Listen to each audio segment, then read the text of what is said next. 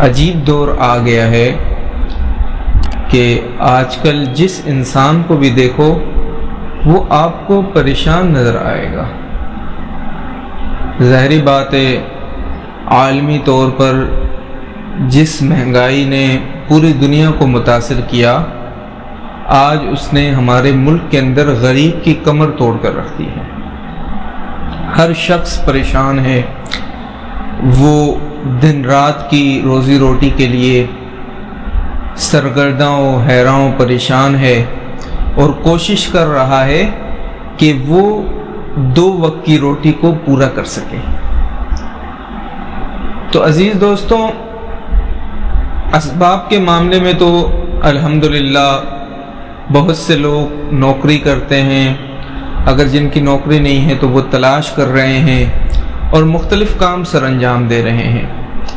لیکن مسلمان وہ ہے کہ جو اسباب کے ساتھ ساتھ اللہ پر توکل بھی کرتا ہے، اور نبی کریم صلی اللہ علیہ وسلم نے جو ہمیں طریقے بتائے ہیں، جو نسخے بتائے ہیں، ان پر عمل پیرا بھی ہوتا ہے۔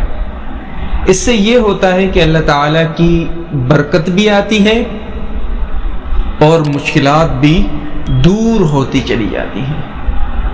تو اسی سلسلے کی یہ 3 ویڈیوز ہیں جن میں ہم آپ کو رسول کریم صلی اللہ علیہ وسلم کے وہ 3 نسخے بتائیں گے جس سے غربت دور ہو جاتی ہے اور انسان کے گھر میں، اس کے خاندان میں اور اس کے دائرے کے اندر خوشحالی آ جاتی ہے۔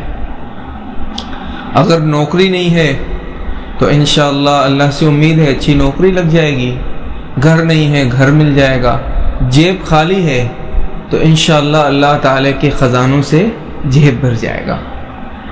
تو اسی سلسلے کی پہلی ویڈیو میں ہم بتائیں گے کہ ایک مرتبہ ایک صحابی نبی کریم صلی اللہ علیہ وسلم کے پاس آئے، کہنے لگے یا رسول اللہ، بہت تنگی ہے، معیشت بہت تنگ ہے، ہاتھ بہت تنگ ہے اور بڑی مشکل سے گزارا ہو رہا ہے۔